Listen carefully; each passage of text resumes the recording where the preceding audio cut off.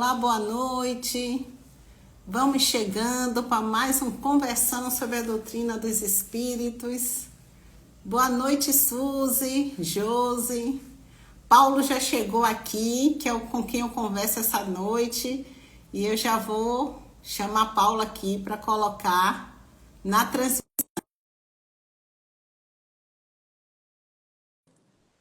É mais um momento em que a gente realiza um Conversando sobre a Doutrina Espírita. E a gente vai ter um bate-papo bem bacana hoje aí. Vamos chegando, pessoal.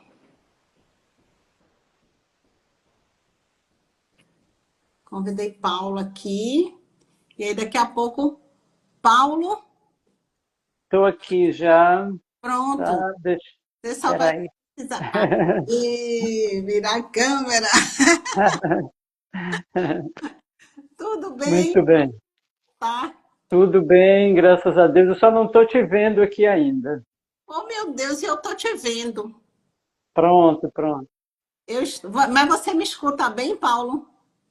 Absolutamente, muito bem. Que bom. Olha, eu estou lhe vendo. Você está ótimo aí. O pessoal que está chegando aí, boa noite. Eu vou fazer uma pergunta para vocês, porque mesmo se Paulo não estiver me vendo, a gente consegue se ouvir, então a gente conversa assim mesmo. É só para a gente não sair da transmissão.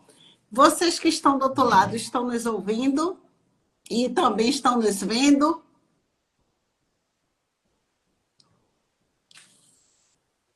Respondem aí, gente, por favor. Suzy, tá vendo a gente? Neuza, boa noite. Conseguem nos ouvir e ver?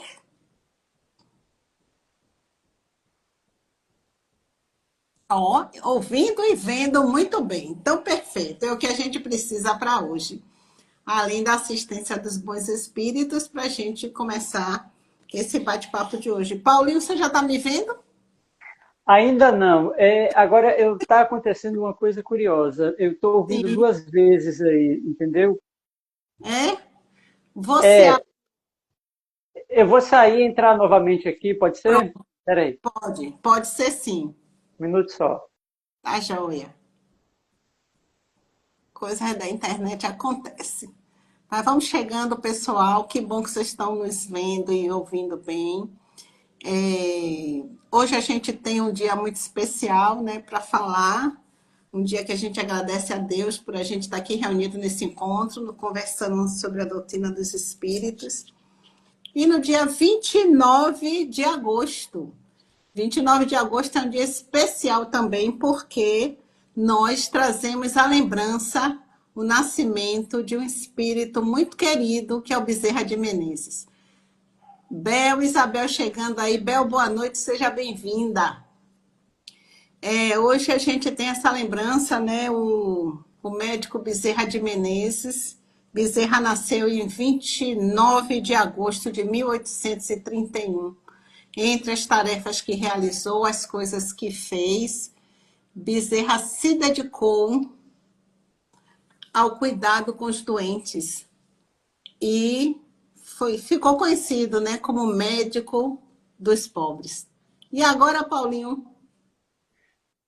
Pronto, eu já estou aqui novamente, só não estou te vendo, entendeu? Mas não tem problema. Quando Isso, eu sair, quando eu sair, eu lhe enxerguei aqui no vídeo, eu não sei o que está tá acontecendo, vendo, mas né? está aparecendo duas vezes. Mas enfim, não tem problema não.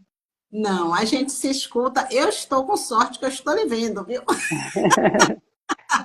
Eu estava aqui, Paulo, dizendo que, além desse encontro de hoje aqui, a gente faz ele em um dia especial para nós, porque a gente lembra do nascimento de Bezerra de Menezes. E Bezerra reencarna exatamente 29 de agosto. E com a caminhada, com a trajetória que trilhou, se tornou, né? Aprendeu a ser um espírito que se doou, que se dedicou, e foi conhecido como médico dos pobres e continua assim sendo conhecido e nos auxiliando na caminhada evolutiva. É Então, verdade. não é? E de Então, vez em quando ele é visto aí nas casas espíritas, né? exato.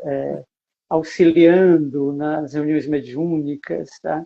É um trabalhador incansável. É um trabalhador incansável. Muito bem lembrado, o nascimento dele hoje.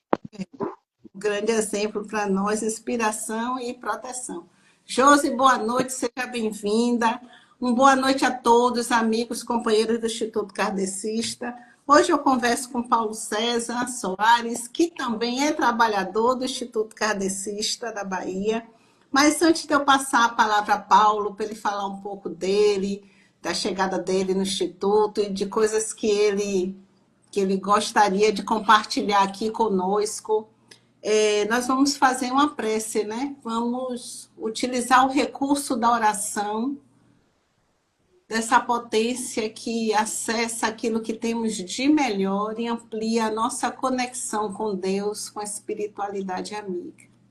E hoje nós queremos agradecer a Deus por ser Senhor da nossa vida, da nossa existência, pelo irmão Jesus, companheiro de todas as horas, e pelos incansáveis trabalhadores da luz que se unem na sua seara, estão dispostos a nos auxiliar nos dois planos da vida, encarnados e desencarnados.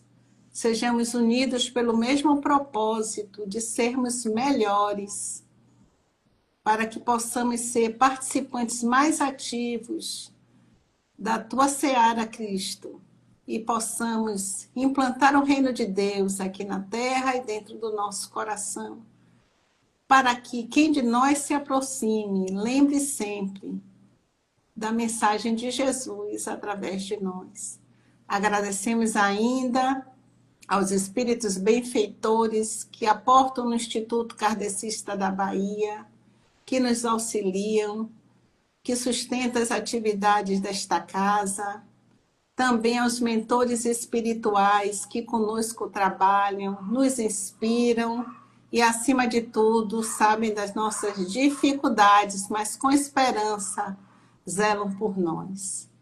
Que a tua doce e suave paz, Jesus, envolva a todos os que estão aqui conectados, ao companheiro Paulo, que hoje a gente conversa, e que através da sua fala nós possamos juntos continuar aprendendo.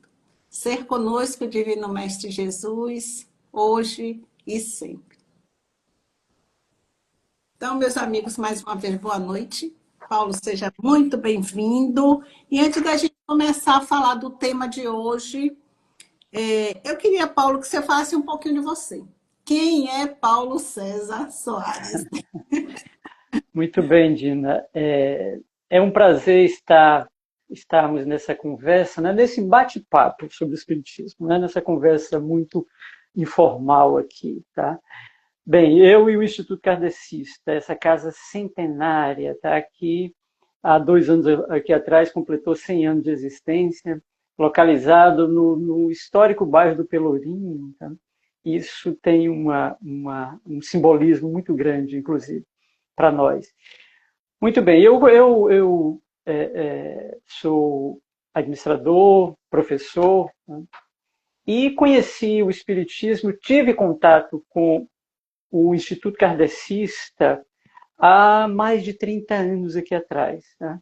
E se você me permite, Dina, eu gostaria de contar o momento que eu conheci a doutrina espírita, o momento que eu tive esse primeiro contato, tá? Que é bastante curioso. Tá? Um amigo, né, um ex-chefe meu de trabalho, nós trabalhamos juntos no Bradesco, ali no comércio. Tá? O nome dele era Marco Antônio Oliveira Barros, inclusive eu pedi contato com ele, mas ele era espírita e à época eu tinha menos de 20 anos de idade, à época. Ele me mostrou um poema que me emocionou muito à época. Tá? Um poema psicografado por Divaldo Pereira Franco, né, que recentemente desencarnou, inclusive. E esse poema estava intitulado Poema da Gratidão. Tá? Quando ele mostrou o poema, olha, Paulo, lê esse poema aqui, que bonito. Né? Ele já conhecia, evidentemente. Quando eu li o poema, um poema muito grande, inclusive, se chama Poema da Gratidão, eu me emocionei bastante, os olhos encheram de lágrimas. Né? E eu então perguntei a ele, né, instintivamente, Marcos, quem fez esse poema lindo, tá, que me tocou bastante aqui, tá, muito bonito mesmo. Ele disse assim, quem fez esse poema foi uma poetisa baiana, chamada Amélia Rodrigues, era poetisa, professora, só que ela fez esse poema depois de morte. Ele usou exatamente essa expressão. Eu tomei um susto na hora que ele contou, né, que ele falou isso. Eu disse, como? Como isso é possível? Ele tirou do bolso um panfletozinho onde estava escrito Curso Básico de Espiritismo, Instituto Kardecista da Bahia. Isso foi no final da década de 80. Né? Ele tirou do bolso, me deu e disse, vá fazer esse curso lá no Instituto Kardecista, é gratuito, e você vai saber como a Amélia Rodrigues fez esse poema, através das mãos de Divaldo Pereira Franco. Né? É claro, eu fui correndo conhecer esse curso, onde uma morta, entre aspas, poderia se comunicar e poderia escrever poemas. Olha que coisa maravilhosa, né? Os poetas, né, nascendo, renascendo, né, através da mediunidade. E aí fui correndo para lá, me matriculei no curso básico de Espiritismo, promovido pelo Instituto Kardecista há muitos anos, há décadas, inclusive, tá? E do qual, inclusive, hoje eu faço parte da equipe, né, que ministra esse curso, né? Eu e vários outros expositores, inclusive você, Dina, e outros expositores, fazemos parte do Instituto e estou lá até hoje. Tá? Eu fui diretor do departamento financeiro por pelo menos umas 3 ou 4 gestões, tá? E sempre trabalhando lá, né, nos grupos de estudos, né, porque o Instituto Kardecista ele promove muito o estudo, né, a leitura, o estudo das obras de Kardec principalmente. Né? Então, lá nos grupos de estudos e fazendo parte também dessa equipe que ministra o curso básico, que é o Grupo Espírita Luiz Gonzaga Pierre, que foi um dos que iniciaram o curso básico de Espiritismo na Bahia. Né? Então, estou até hoje lá no Instituto Kardecista, essa história é bem curiosa, e se der tempo, já que você me perguntou, no final eu vou recitar um pedacinho desse poema, que ele é muito bonito. Tá? Ele é um poema enorme, evidentemente, não vou cansar vocês, mas pelo menos um pedacinho do poema, se eu ainda me lembrar, eu vou recitar no finalzinho dessa nossa conversa, então. Viu? A gente não esquecer que a gente vai perguntar a ele no finalzinho, viu? E, Paulo, você falou muita coisa dessa sua história, da sua ligação com o Instituto, e você atualmente ainda faz parte também da parte da gestão administrativa da casa, não é isso? Sim, sim, sem dúvida. Atualmente eu colaboro com o departamento doutrinário, coordenando algumas palestras, né, coordenando alguns grupos de estudos também. Enfim, né? Estamos lá até hoje nessa casa. Essa casa católica, é assim que a gente costuma dizer. Bom, pessoal, mas agora que a gente já está devidamente apresentados, a gente vai falar do tema de hoje, né? O tema do nosso bate-papo, e vocês estão convidados também a conversar junto conosco, fiquem à vontade. Podem registrar a pergunta de vocês ou o comentário aqui, que a gente vai dando uma olhadinha e a gente vai inserindo na nossa conversa também, para ela ficar mais rica ainda. Hoje a gente vai conversar sobre um tema que, na verdade, é uma pergunta. Diz assim, o Espiritismo tem caráter punitivo? E aí a gente vai conversar aqui nesse bate-papo, pensar se ele apresenta um caráter punitivista. Será que o Espiritismo defende esse tipo de ideia? Isso a gente vai saber agora, e Paulo vai ajudar a gente nesse sentido. Então, Paulo, quando eu estava assim pensando, né, numa espécie de um roteirinho para o nosso bate-papo de hoje, eu fiquei pensando em uma frase que eu li de um estudioso da doutrina, que ele dizia que o Espiritismo também tinha uma herança católica ali. E aí eu acendi as anteninhas, eu digo, olha, eu acho que a gente pode também, é um caminho antes da gente entrar nessas características ou em outras da doutrina. Emmanuel tem uma frase que eu acho assim, uma mensagem, uma das muitas que ele já ele já emitiu, né, já enviou através da psicografia de Chico Xavier. Emmanuel fala que as religiões todas são importantes e que todas elas são necessárias, porque é como se fosse um grande banquete e que cada espírito, dentro da sua condição evolutiva, se serve daquela que está mais próxima, que está lhe auxiliando mais, que com o mesmo propósito, todas elas, tornar o homem, tornar a mulher uma pessoa melhor, um ser humano melhor. E aí, a depender da nossa condição evolutiva, a gente escolhe aquela que a gente que está mais perto das nossas necessidades. Quando o Espiritismo nasce, nós sabemos, século XIX, né, em Paris, França, a gente tem um cenário onde a Europa já era cristã, o cristianismo já se manifestava por algumas religiões, e dentro desse cenário, a que mais predominava era exatamente a religião católica. E aí, então, eu voltei, fiquei pensando na pergunta lá, no questionamento do estudioso. E aí eu digo assim, eu vou perguntar isso a Paulo. Em que aspectos a doutrina dos espíritos se aproxima do catolicismo? E em que outros aspectos ela também se distancia? Excelente pergunta. Vamos tentar juntos conversar sobre isso, tá?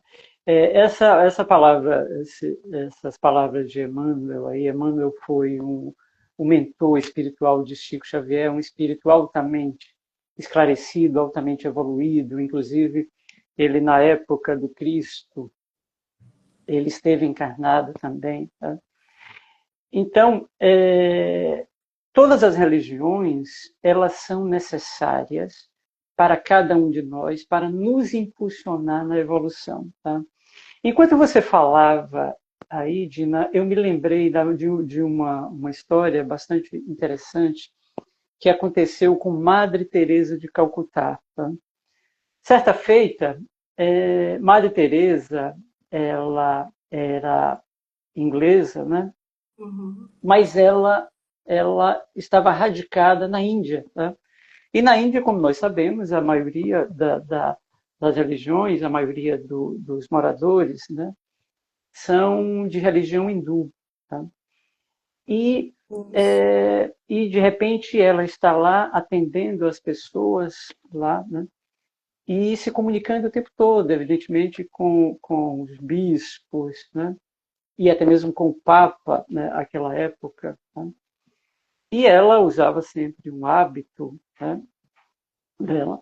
Certa feita, ela pegou na rua um idoso, que é comum, né, alguns idosos serem deixados nas ruas, inclusive. Né?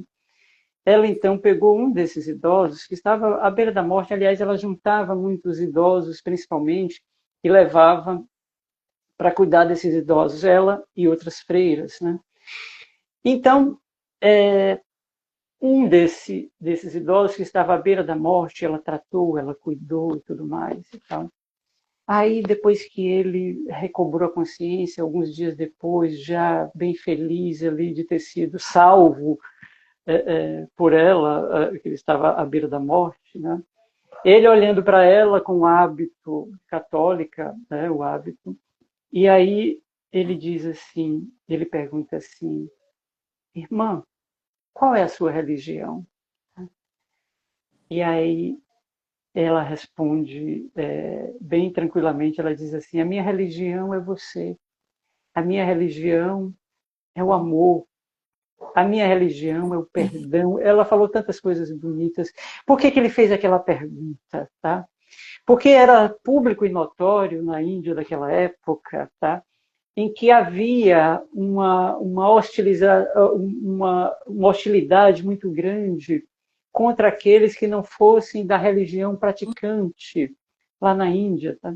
E o catolicismo estava nascendo lá, estava começando lá. E aí a irmã Madre Teresa foi uma daquelas que levou essa obra maravilhosa.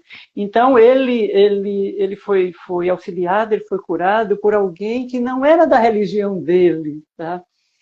No entanto, ele faz aquele questionamento justamente por isso. E aí ela diz, não, minha religião é o amor, minha religião é ajudar as pessoas, minha religião é você, tá? Me chamou bastante atenção isso que ele falou. Mas eu queria, já que você está falando de punição, tá? Enquanto, pouco antes de você falar, eu folheava o Livro dos Espíritos, que é a nossa obra basilar, tá? Essa edição aqui é uma edição da editora ID. Ela tem, no final, nas últimas páginas, um índice analítico com centenas de palavras. Centenas, muitas palavras mesmo. Tá? Olha que interessante, que vamos encontrar no Livro dos Espíritos. Tá? Eu pulei para a letra P, de punição, e simplesmente não tem a palavra punição. Certamente tem o tema punição, tá? Tratado do Espiritismo, mas não tem a palavra punição. Isso quer dizer que tem muito pouco. Tá? Mas existem palavras semelhantes, tá? E que eu também resolvi buscar aqui. Uma delas é castigo, tá? Que são muito similares. Né? Punição e castigo são sinônimas. Tá? Eu procurei em castigo também, curiosamente, não encontrei. Tá? Castigo. Tá? A única palavra assim, semelhante à punição foi penas eternas, que inclusive tem um capítulo destinado a isso no Livro dos Espíritos. Tá? Então, Dina e companheiros do Instituto, e quem mais estiver nos ouvindo, objetivamente falando, tá? O Espiritismo em absolutamente quase nada se assemelha ao catolicismo. Tá? Embora eles tenham nascido do mesmo tronco, tá? Como diversas outras religiões nasceram a partir do cristianismo. Tá? Tem muitas religiões, algumas religiões, tá? Mais notadamente as religiões protestantes, tá? que se disseminaram bastante. Tá? O Espiritismo também tem como seu tronco base o cristianismo. Ou seja, a mensagem de Jesus. Tá? Fora esse tronco principal, ela se diverge em muitos aspectos, em absolutamente muitos aspectos. Tá? O Espiritismo, meus companheiros, não é uma religião institucionalizada. Ou seja, o Espiritismo ele não tem, por exemplo, rituais, ele não tem uma hierarquia, ele não tem casamentos, batizados, ele não tem dogmas também. Tá? Tudo isso que eu estou falando aqui são questões da Igreja Católica, do catolicismo. Tá? E nós sabemos, com todo o respeito que nós temos a todas as religiões, como nós falamos no início, e você também falou nas palavras de Emmanuel, todas são respeitáveis, tá? Todas são absolutamente imprescindíveis ao avanço da humanidade, ao avanço moral da humanidade. Tá? Mas o cristianismo, o espiritismo, ele vem resgatar o cristianismo puro, sem as deturpações que nós mesmos realizamos ao longo dos séculos. Tá? O cristianismo, que muitas vezes se pratica por aí, tá? Não é o mesmo cristianismo do Cristo, aquele puro e simples que ele nos trouxe há 2000 anos atrás. Aliás, tá? Uma coisa interessante, com todo o respeito também ao catolicismo e a todas as religiões que originaram do cristianismo, tá? Salvo engano, no século IV ou no século V, mais ou menos, o Papa, tá? Ele pega todas as escrituras, não me lembro se foi o Papa Gervásio, o Papa Genésio, um negócio desse assim, ele pega todas as escrituras, né, que tem disponível naquela época, né, tudo que foi escrito sobre Jesus e sobre o Velho Testamento também, né, ele reúne tudo isso, passa para São Jerônimo, tá? E diz assim para ele, olha, você vai compilar tudo que você tem aí e vai colocar numa única obra e dizer o que é autêntico e o que não é. Imagine a responsabilidade de São Jerônimo. Tá?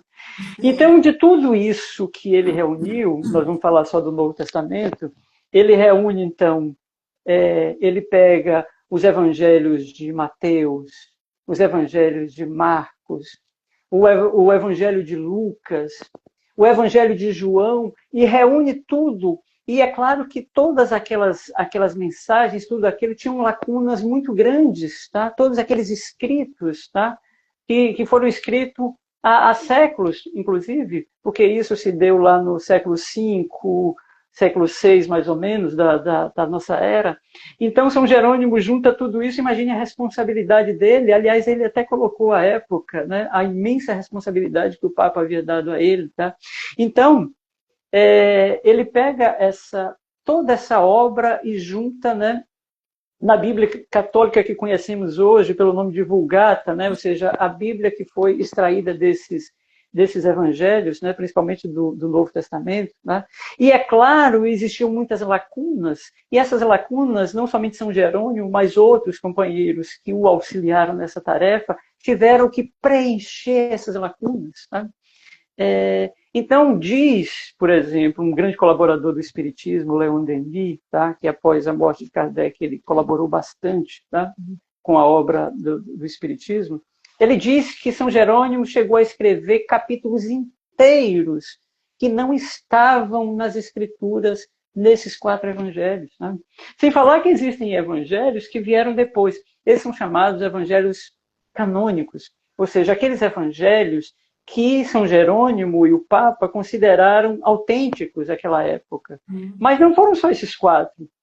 Por exemplo, Pedro escreveu o Evangelho, Tomé escreveu o Evangelho, Tiago, até mesmo Madalena escreveu o Evangelho. Né? Então, muitos desses escritos que foram descobertos depois até dessa compilação que São Jerônimo fez, não dava mais para encaixar, porque muita coisa divergia. Tá?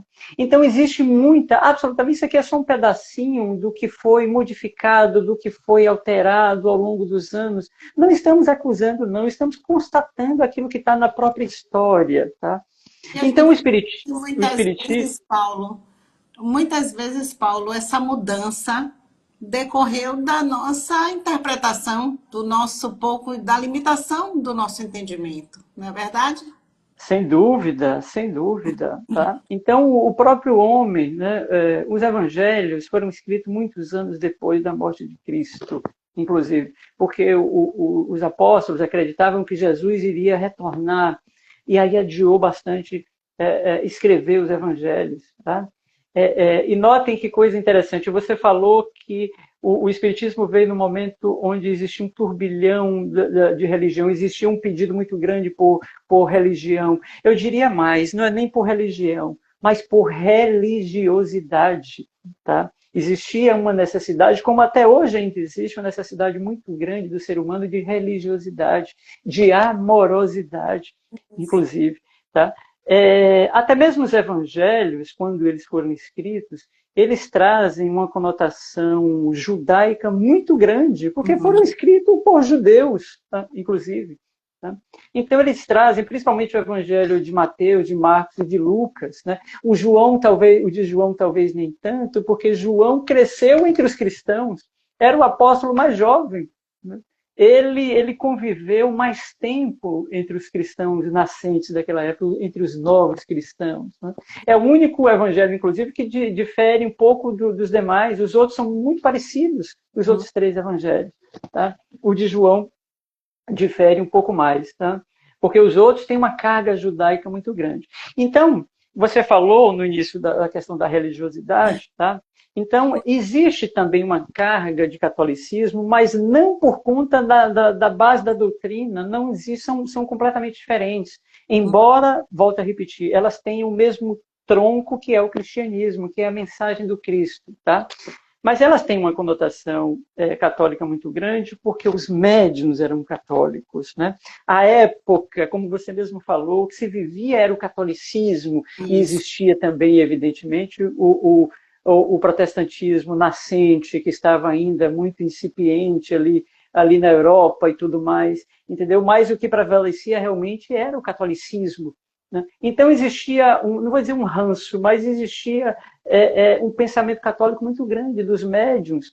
Se vocês observarem bem, os espíritos que escreveram, que fizeram parte da codificação, que colaboraram com Kardec, a maioria, uma grande parte, veio do próprio catolicismo. Mas é claro que eles modificaram, eles não trazem o catolicismo propriamente, tá? Mas eles vieram, eles foram grandes lideranças. Por exemplo, Agostinho de Hipona, né, que foi um dos primeiros da igreja, né? Um dos um dos maiorais da Igreja Católica, inclusive, está lá no Livro dos Espíritos, no Evangelho, no Livro dos Médiuns, está lá Santo Agostinho. Santo é uma conotação absolutamente católica, né? O Espiritismo não utiliza essa nomenclatura. A gente fala Agostinho, Agostinho de Hipona, né? Mas santo ou seja, a gente vai encontrar essas expressões muitas vezes extraídas do catolicismo ou vindas do catolicismo, mas o bojo da doutrina em nada tem a ver com a Igreja Católica, em absolutamente nada. Embora, volto a repetir, elas tenham nascido do mesmo tronco que é o pensamento cristão. Muito bom, Paulo. Depois dessa explicação, a gente está aqui assim, afinadinho com isso. Eu estava lembrando aí, enquanto você falava, de uma frase também que ouvi de Valdo Franco dizer uma vez, e que nos lembra muito da nossa participação. Não é apenas, como você falou, a religião que vai dar conta. É a questão do despertar da religiosidade. Porque Divaldo dizia assim, o espiritismo não salva ninguém. Aí você imagine um líder, né, espírita, um médium, grande divulgador da doutrina, que é Divaldo Franco. Eu digo que é Divaldo Franco porque a gente sabe que a morte é apenas do corpo físico. A obra de Divaldo continua presente, muito presente. Outro dia eu ainda vi uma foto de Divaldo e disse assim, oi, que saudade de ver esse zoinho apertadinho. Quando ele ria, ele sumiu. Eu digo, mas Divaldo é tão presente que ele está, né, através da obra, de tudo que realiza. Então, o próprio Divaldo dizia assim, o espiritismo não salva ninguém. O que salva, botando esse salvar entre aspas, o que salva é a nossa vontade de querer mudar. É a nossa participação. É por isso que aí volta para o que Emmanuel falou, que todas as religiões são necessárias. E antes da gente entrar no assunto propriamente dito, que se o espiritismo tem um caráter punitivo, Otávio Mesquita, que também é trabalhador do Instituto Kardecista, faz aqui uma colocação bem interessante. Ele diz assim, até quando vamos falar de religião? E não do ensinamento do Mestre Jesus Cristo, que nos inspirou que sem a caridade e o amor não há salvação. Até quando, hein, amigo Paulo? É exatamente isso. Eu até falei no início, né? Mais do que religião, exatamente, Otávio. Um abraço, Otávio, para você. Obrigado pela colocação aí, tá? Mais do que religião, nós precisamos de religiosidade, tá? Sobre se salvar, tem uma coisa interessante. Opa, desculpe. Salvar, isso ainda é um ranço da religião católica, tá? Porque quando o Divaldo falou que a religião não salva ninguém, isso não tem nada a ver com o espiritismo. É porque houve, no passado, uma discussão muito grande entre o catolicismo, entre a Igreja Católica e as igrejas reformadas, né? E as igrejas protestantes, tá? Que algumas delas divergiam de muitos pontos, né, com o catolicismo. Um deles é a questão da salvação, se era salvação pela fé, a igreja dizia que é pela fé, os reformistas diziam que era pelas obras, então existia muito essa discussão entre eles, tá? Mas essa discussão não tem nada a ver com a doutrina espírita, que o bojo da doutrina espírita é outro, tá? Cada um se salva, tá? Porque nós somos seres que foram criados simples e vamos evoluir ao longo dos tempos, tá? E vamos crescendo, vamos progredindo, vamos evoluir até atingirmos a perfeição relativa, né? Porque não dá nem para imaginar uma É, perfeição absoluta, né? isso. A nossa razão não admite uma perfeição absoluta, não é? É isso aí. Quando a gente vai fazer esse questionamento, né? Será que o Espiritismo tem um caráter punitivista? A gente estava assim, eu estava lendo o Livro dos Espíritos em algumas questões, até selecionei algumas, e Paulinho até já falou aqui que não é pensar, a palavra punição aparece às vezes, poucas vezes, mas ela aparece. E a gente sabe também que existem diversas traduções, o nome é esse, não é interpretação, são traduções. E a gente, livro dos Espíritos, mesmo sabendo que ali tem verdades que são imutáveis, porque são atuais até hoje, a gente vai também pensar em algo que foi escrito no século XIX, né? Mas eu selecionei aqui 3 perguntinhas que estão no Livro dos Espíritos. Não vou citar todas, mas apenas alguns trechos. E aí a gente chega no nosso questionamento de hoje. Na questão 224, que é do capítulo 6, que o capítulo é intitulado Do Mundo Espírita ou do Mundo dos Espíritos, né? Falando do intervalo entre as encarnações, quando o espírito está, né, na fase de desencarnado. Aí tem o item B que diz assim: essa duração do intervalo das reencarnações depende da vontade do espírito ou lhe pode ser imposta como expiação? E a resposta é a seguinte: é uma consequência do livre-arbítrio, esse tempo em que o espírito fica na erraticidade ou que ele está encarnado. Os espíritos sabem perfeitamente o que fazem, mas também, para alguns, constitui uma punição que Deus lhe inflige. Está lá na questão 224. Aí eu folhei mais um pouquinho, cheguei na questão de 289. Ainda no capítulo 6, falando do mundo espírita, do mundo dos espíritos, fala da relação além-túmulo. Quando a gente está desencarnado, se a gente encontra os nossos parentes, encontramos aqueles espíritos que foram afeitos a nós, ou se a depender do nosso estágio, onde é que a gente fica, se a gente consegue encontrar essas pessoas logo ou não. E aí, a pergunta é a seguinte: nossos parentes e amigos costumam vir-nos ao encontro quando deixamos a Terra? E a resposta dos espíritos é a seguinte: sim, os espíritos vão ao encontro da alma, a quem são afeiçoados. Enquanto os espíritos que estão manchados estão, ele não diz que são, estão. Então, tudo, né, é É uma uma questão condição temporária, né? temporária. Estão manchados, ficam no isolamento ou cercados somente de espíritos semelhantes a eles. Aí tem 2 pontinhos, é uma punição. Aí depois vem a última, para a gente entrar no questionamento, que é a questão de número 372, o capítulo 7, que é dar volta ao espírito à vida corporal. Que objetivo visa a providência, criando seres desgraçados como os cretinos e os idiotas? Isso são termos que eu estou repetindo aqui, ipsiliter, como está no livro dos Espíritos, viu, gente? E a resposta é: os que habitam corpos de idiotas são espíritos sujeitos a uma punição. Vamos lá, agora é com Paulo, gente. Olha, você lembrou, você começou muito bem. Deixa eu falar Sim, só uma coisinha antes. pois não.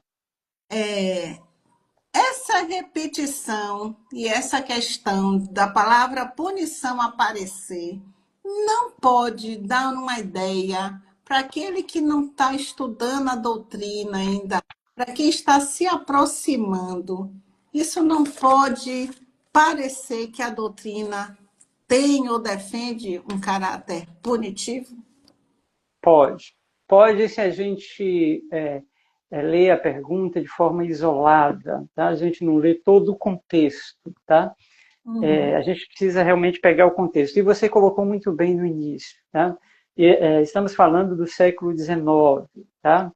Hoje em dia, nós falamos mais em... Se a gente substituir a palavra punição e castigo por educação, ela tem uma conotação melhor, tá?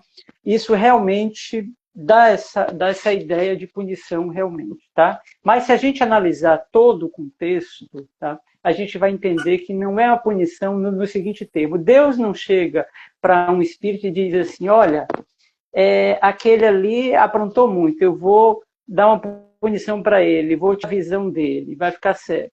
Olha, não, aquele outro ali, ele está muito rebelde, ele vai nascer sem as pernas.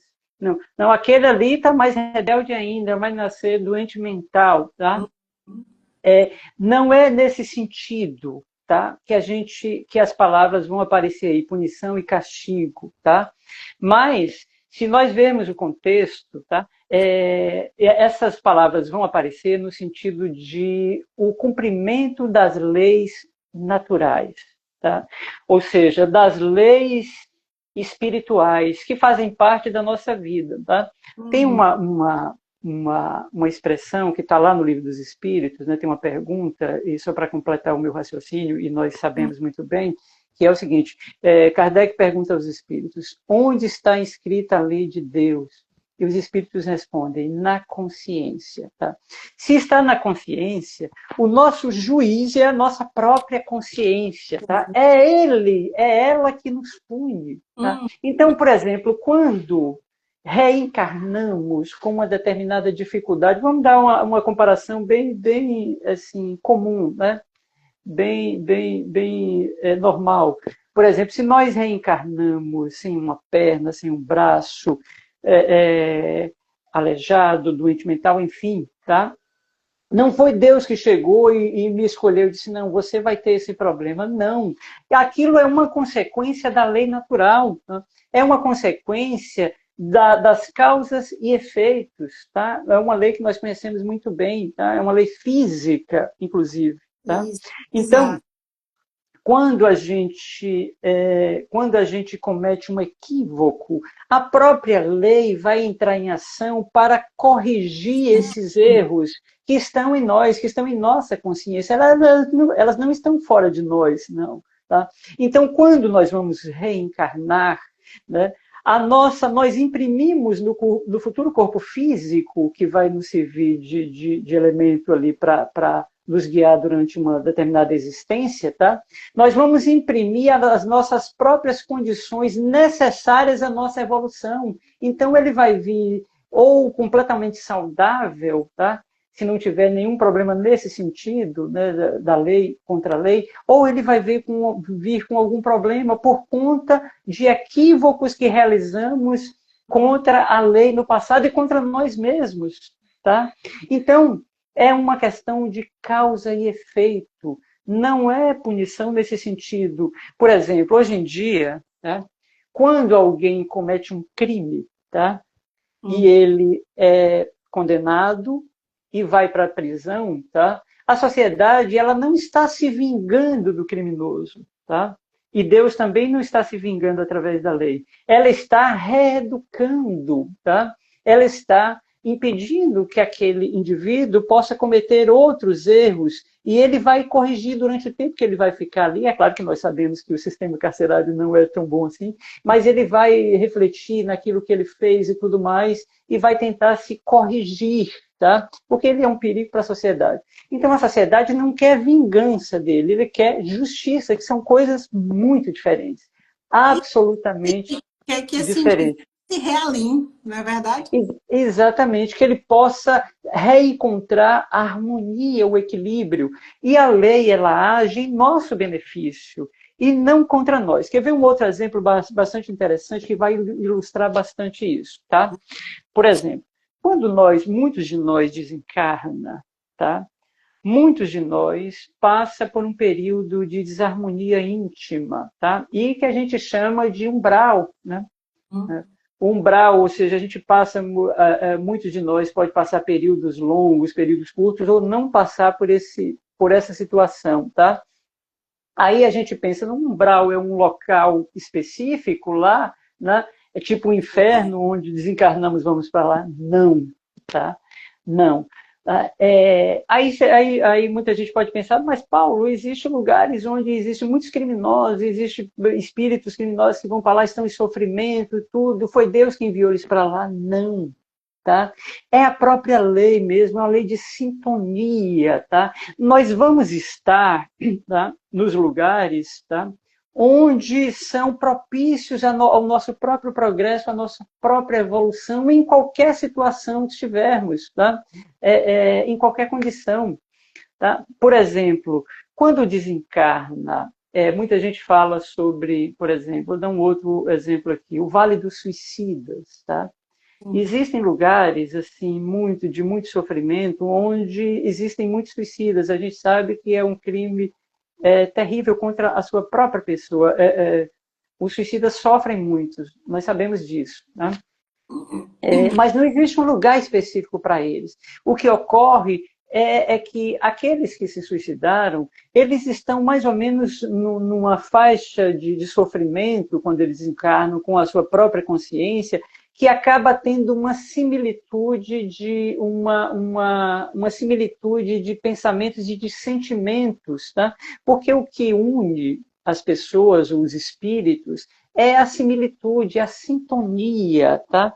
Quer ver um outro exemplo bastante simples que vocês vão entender direitinho, tá? É muito comum, principalmente nas grandes capitais, por exemplo, São Paulo, Rio de Janeiro, Recife, Salvador, existem hoje, está muito comum, os lugares que a gente chama de Cracolândia, tá? Onde as pessoas se juntam para utilizar, são dependentes químicos, né? Inclusive pessoas de várias classes sociais, inclusive, tá? E se reúnem, né, em determinado lugar, e isso só aumenta. Tá? Ou seja, eles têm um objetivo em comum. Tá? Então, eles estão ali juntos porque eles têm uma sintonia de objetivos. Tá? Então, a questão do sofrimento nesses lugares, inclusive, é por conta dessa sintonia, porque é muito similar o sofrimento que a própria consciência impõe. Tá? Então, não é Deus que chega para ele e diz, não, você vai estar nessa condição de sofrimento ou naquela condição de sofrimento. É a lei de causa e efeito. E ela age em nosso benefício. Ela age para corrigir os equívocos que nós mesmos criamos ao longo dos tempos. Né? E a própria consciência é quem vai agir em nosso próprio benefício.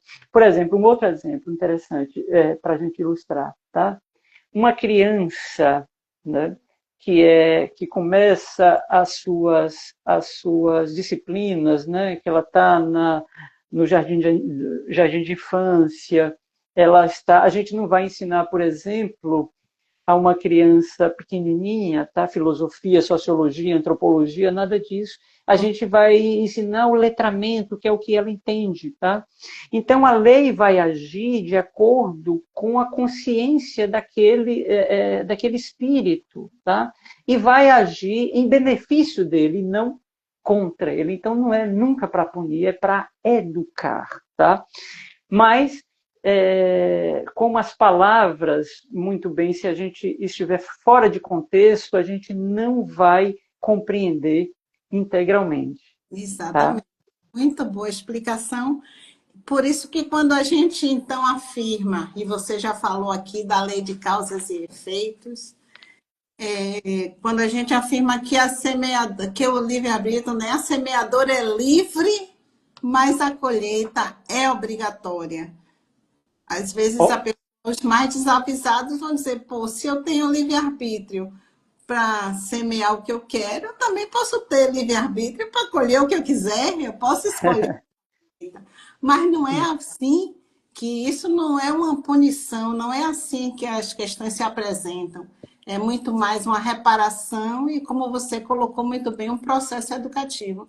Nós temos uma pergunta aqui, ó, de Aliomar Júnior, e ele diz assim: Paulinho, o Espiritismo, como doutrina, pode ser comparado a uma religião? pode, sim, pode, claro. O Espiritismo é uma religião, tá? Mas antes de mais nada, um abraço a Leomar, que saudades, né? É um conhecido nosso do GELAC, do Grupo Espírita Luz, Amor e Caridade. Um abraço, Leomar. Pode sim, o Espiritismo é uma religião, mas não é uma religião institucionalizada, tá? Não é uma religião que possui hierarquia, não possui um líder, nada disso, tá? O nosso líder é Jesus, o nosso modelo e guia é Jesus. O Espiritismo não realiza casamentos, o Espiritismo não tem rituais, não tem batizado, não tem nada disso. Então, do ponto de vista tradicional que a gente entenda a religião, tá? Nesse sentido, não. Mas no sentido de que o Espiritismo vem religar o ser humano, o espírito humano a Deus, e que, na verdade, ele nunca esteve desligado, nós nunca estivemos desligados de Exato. Deus, mesmo que a gente apronte as piores, sejamos uns capetinhas, E nós olha que nunca estivemos. pronto. É verdade. Mas nunca estivemos desligados de Deus. Então, o termo, né, religião, vem de religare, né? Ou seja, de religar o homem a Deus. Tá? O Espiritismo faz exatamente isso, vem religar o homem a Deus, mas na essência o homem nunca esteve desligado de Deus. Não é? Paulo, eu sei que você já tocou um pouco nesse ponto, mas eu gostaria que você falasse um pouquinho mais sobre a questão da reencarnação compulsória. Primeiro, até dizer, né, o que é a diferença de uma reencarnação que a gente pode dizer que é dita normal ou a compulsória, né? E se esse aspecto não pode se configurar como uma punição? Ou será que até o compulsório também está inserido no processo educativo? Está sim. O princípio é o mesmo, tá? O princípio é o mesmo, da lei de causa e efeito. As reencarnações compulsórias, como o próprio nome diz, são reencarnações obrigatórias, tá? Ou seja, é o mesmo exemplo da pessoa que cometeu um crime na sociedade e então a sociedade vai encarcerá-lo, né? Para que ele não cometa novos crimes. Tá? A reencarnação compulsória é aquela reencarnação onde o espírito errou muito durante muito tempo, tá? E até para auxiliá-lo, para ajudá-lo, para não comprometer ainda mais, aí vem essas encarnações compulsórias ou reencarnações compulsórias. Ou seja, ele vai reencarnar numa condição normalmente muito difícil, tá? Ele vai ter uma limitação de movimento, ele vai estar numa cadeira de rodas, ele vai ter um problema mental onde ele não possa expressar sua inteligência, ele vai estar sem as pernas. É claro que existem casos e casos, mas no geral é isso aí. O princípio é o mesmo, tá? Desculpem, ou seja, aquele espírito, ele se equivocou tanto durante várias existências, em que ele não tem condição de reencarnar numa normalidade, vamos dizer assim, né? Ou seja, ele reencarna compulsoriamente, ou seja, contra a sua própria vontade, mas que a lei age por conta disso para auxiliá-lo. E aí vai limitar as suas, vamos dizer assim, as suas potencialidades para que ele possa indo corrigir esses erros, possa ir se reeducando.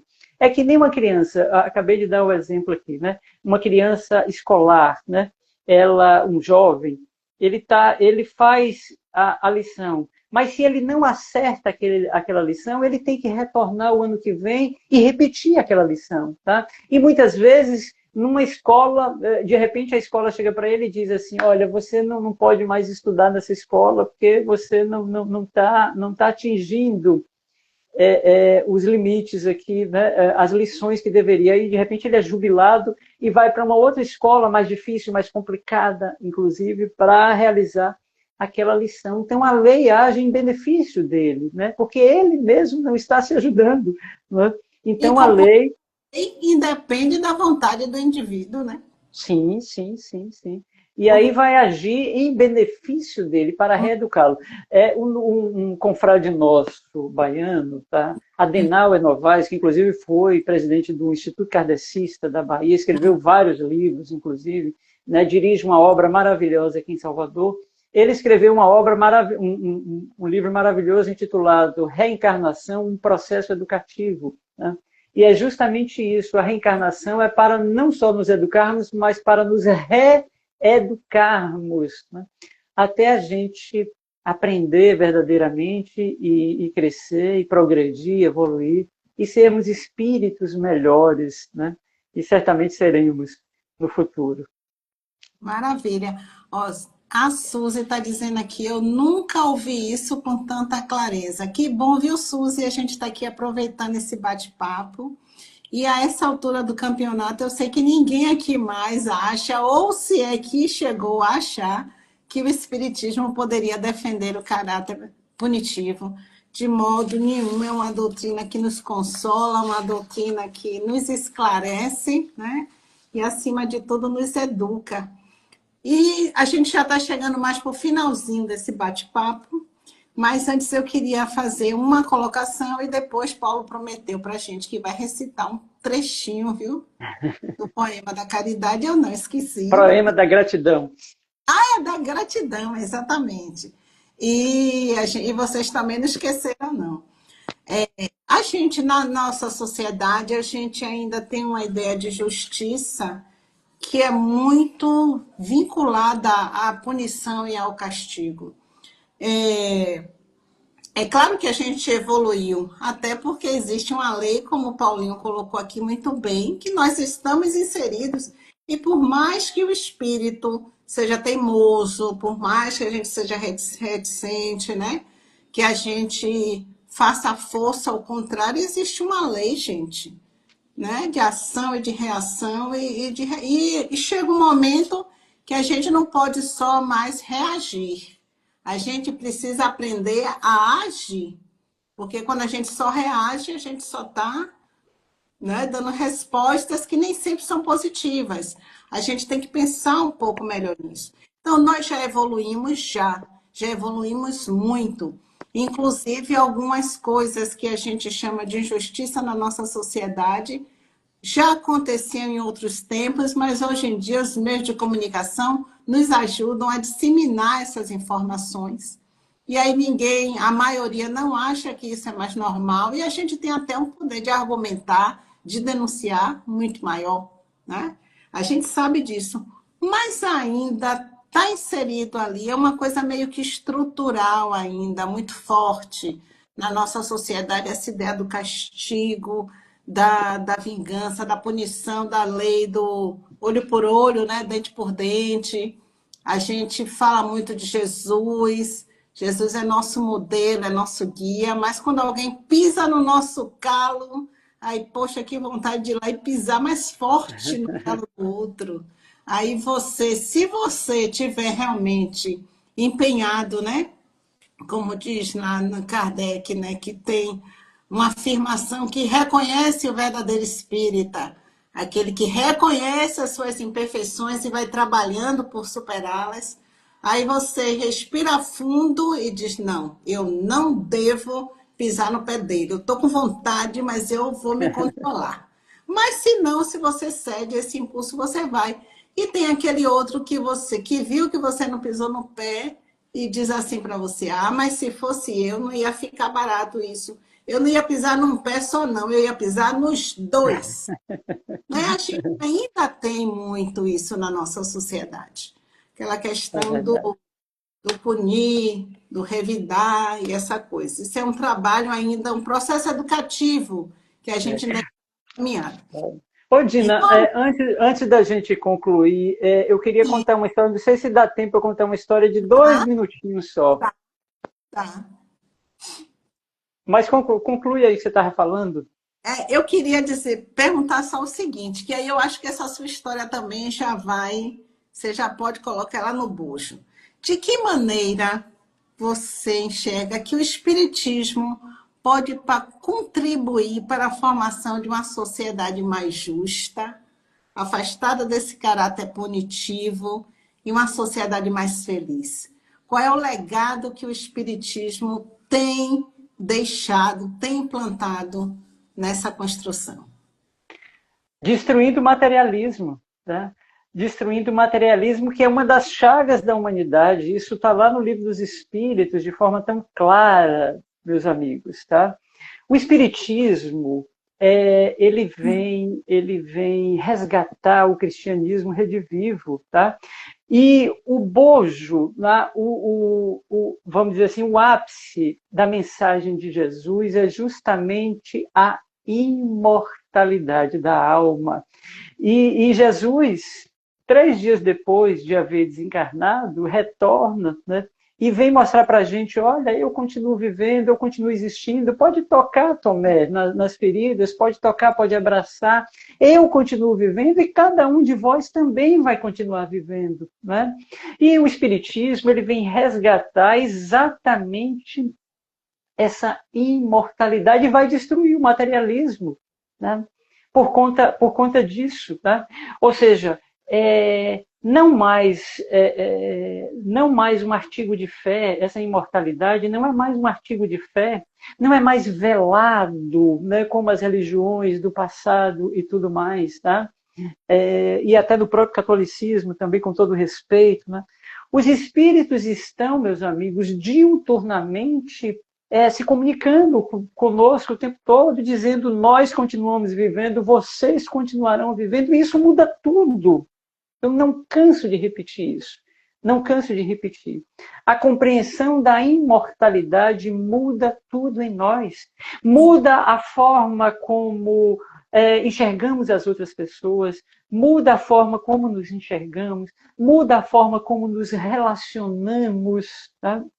Isso, talvez por isso, o Espiritismo seja chamado de o Consolador, não é? Aliás, o próprio Cristo, antes de desencarnar, ele disse, né? Eu vou pedir ao Pai para que envie um outro Consolador para que fique eternamente convosco. Né? O Espiritismo é esse Consolador, né? E vem não só mostrar, né? Mas vem comprovar essa imortalidade. Né? Isso muda as relações, certamente as sociedades vão mudando e certamente a contribuição é indescritível, a gente não pode nem mensurar a contribuição que o Espiritismo tem dado e vai dar à sociedade atual e à sociedade do futuro, com certeza. Né? Mas a história que eu estava me lembrando, se me permite contar aqui, vou ver se dá tempo, uns 2 minutinhos só, que ilustra bastante essa questão do castigo, tá? E punição, né? No próprio Livro dos Espíritos, na questão 1009, né, o próprio Santo Agostinho, ele vem dizer o seguinte, ó, gente, castigo, o que é o castigo? É uma consequência natural de um mau passo que o espírito dá e que a lei age naturalmente, ele mesmo coloca dessa forma, tá? Ou seja, não é uma punição. Uhum. Sueli Caldas Schubert, né, enquanto esteve encarnada, ela desencarnou há pouco tempo, tá? Ela trouxe uma obra maravilhosa intitulada Obsessão e Desobsessão, e ela, durante mais de 30 anos, quase 40 anos, ela dirigiu uma reunião mediúnica. Né? E lá nessa reunião mediúnica tinha uma senhora, né? E que essa senhora, antes de ser admitida nessa reunião mediúnica, desde muito jovem, muito criança, ela sentia umas dores nas pernas inexplicáveis. Né? Não, periodicamente ela ia ao médico, né? Era medicada e tudo, fazia exames, não dava nada, ficava longos períodos sem poder sequer se levantar. E aí foi levando a vida desse jeito, né? E sem descobrir, a medicina sem descobrir o que ela tinha. Tá? Ela levava uma vida, né, normal, mas daqui a pouco, em pouco tempo, ela sentia, né, e deixava acamada com muitas dores fortes nas pernas. Faziam todo tipo de exame e não se descobria nada. Essa senhora, ela teve contato com a doutrina espírita, né? Deram o Livro dos Espíritos para ela, o Livro dos Espíritos, ela leu, né? Ela fez um curso básico, um curso semelhante ao que a gente tem no Instituto Kardecista, e aí ela começou a estudar mais profundamente a doutrina espírita, né? Se descobriu como médium, tá? Médium psicofônica, inclusive, foi admitida numa reunião mediúnica, tá? E começou a trabalhar lá. Né? Anos mais tarde, já idosa, né? Continuou trabalhando lá. Um espírito da comunicação nessa mesma reunião mediúnica, através de um outro médium, e aí esse espírito aponta para essa senhora e diz assim, Dona Estela, era o nome dela, é claro que é um nome fictício, né? Dona Esther, tá? Essa senhora aí, tá? Na última encarnação ela era muito rica. Ela era dona de muitas terras, né, de grandes latifúndios e uma quantidade imensa de escravos. Eu era um desses escravos, tá, da sua fazenda, da fazenda dela. E, por conta de uma mentira que contaram a ela, dizendo que eu estava roubando na fazenda, eu fui levado ao pelourinho, né, ao tronco ali. Tá? Tive as 2 pernas quebradas, tá? E morri ali mesmo. Né? Levei dias ali sofrendo e morri no tronco, amarrado com as 2 pernas quebradas. Desde então, isso faz muito tempo, né? Conta o espírito que foi na última encarnação. Desde então, eu não tenho feito outra coisa senão infligir nela as mesmas dores que ela infligiu em mim. Tá? E aí, é claro, como acontece nas uniões mediúnicas, esse espírito foi esclarecido, né, foi doutrinado e tudo mais, foi convencido a modificar de atitude, mas ele estava irredutível, continuava perseguindo Dona Esther. Ele veio na semana seguinte, outro médium esclarecedor conversou com ele ali durante um tempo e ele não se convenceu, e veio na semana seguinte, na outra e na outra. Até que um dia que ele veio conversando, na reunião mediúnica, ele disse assim, tudo bem, eu não vou mais perseguir Dona Esther, com uma condição, que ela venha me pedir perdão. Tá?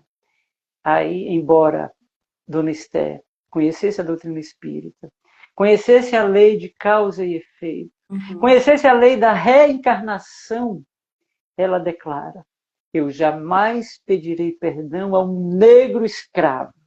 Não é? E aí Sueli Caldas conta que essa senhora, Dona Esther, até hoje continua sofrendo as mesmas dores, sofrendo, tendo as mesmas condições de perseguição desse escravo.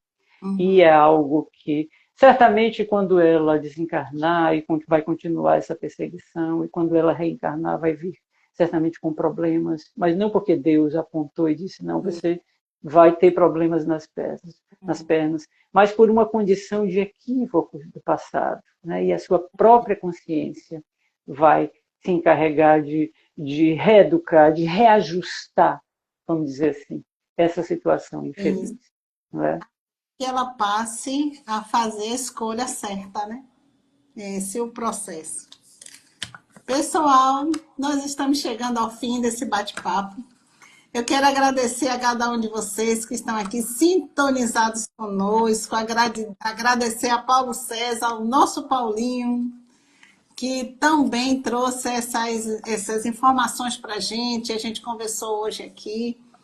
E, Paulo, é com você, os minutos finais, antes da gente encerrar, a sua mensagem ou o poema da gratidão, como você quiser, meu amigo. Mais uma vez...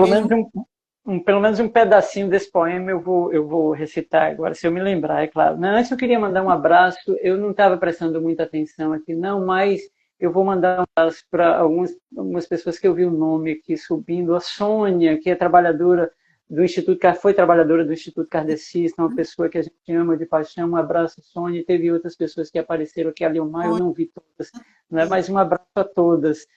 a todas essas pessoas, né? Saudades também. Bem, esse poema, vou recitar um pedacinho aqui para a gente não se alongar muito, tá? E depois eu passo a palavra para você. Tá? Feito por Amélia Rodrigues, né? O nome já está dizendo, Poema da Gratidão, que começa mais ou menos assim. Vou lembrar um trechinho aqui. Senhor Jesus, muito obrigado. Pelo ar que nos dás, pelo pão que nos deste, pela roupa que nos veste, pela alegria que possuímos, por tudo de que nos nutrimos. Muito obrigado pela beleza da paisagem, pelas aves que voam no céu de anil, pelas tuas dádivas mil. Muito obrigado, Senhor, pelos olhos que temos, olhos que veem o céu, que veem a terra e o mar, que contemplam toda a beleza, olhos que se iluminam de amor ante o majestoso festival de cor da generosa natureza. E os que perderam a visão, deixa-me rogar por eles ao teu nobre coração. Eu sei que depois dessa vida, além da morte, voltarão a ver com alegria contigo. Muito obrigado, Senhor, pelos ouvidos meus, pelos ouvidos que me foram dados por Deus. Agradeço porque posso escutar o teu nome sublime e assim posso amar. Agradeço pelos ouvidos que registram a sinfonia da vida, no trabalho, na dor, na lida. O gemido e o canto do vento nos galhos do olmeiro, as lágrimas doridas do mundo inteiro e a voz longínqua do cancioneiro. Muito obrigado, Senhor, pela minha voz, mas também pela voz que ama, pela voz que canta, pela voz que ajuda, pela voz que socorre, pela voz que ensina, pela voz que ilumina e pela voz que fala de amor. Obrigado, Senhor. Outro dia eu repito o poema todo para vocês, viu? Maravilha, Paulo. Muito obrigada. E a gente vai ficando por aqui com essas palavras de Amélia Rodrigues e com tudo que a gente escutou aqui, né? De muito bom hoje, para a gente pensar mais nas oportunidades que a gente encontra através do estudo do Espiritismo. Muito obrigada, Paulo, do estudo e da prática, viu? Porque tem que ser assim, duas coisas casadinhas. Obrigada, Paulo. Uma boa noite para você. Uma boa noite a todos os companheiros que estão aqui se conectados. E mês que vem, se Deus quiser, tem conversando de novo, viu? Um abraço grande. Beijo para vocês. Beijo, obrigado, boa noite a todos. Tchau, tchau.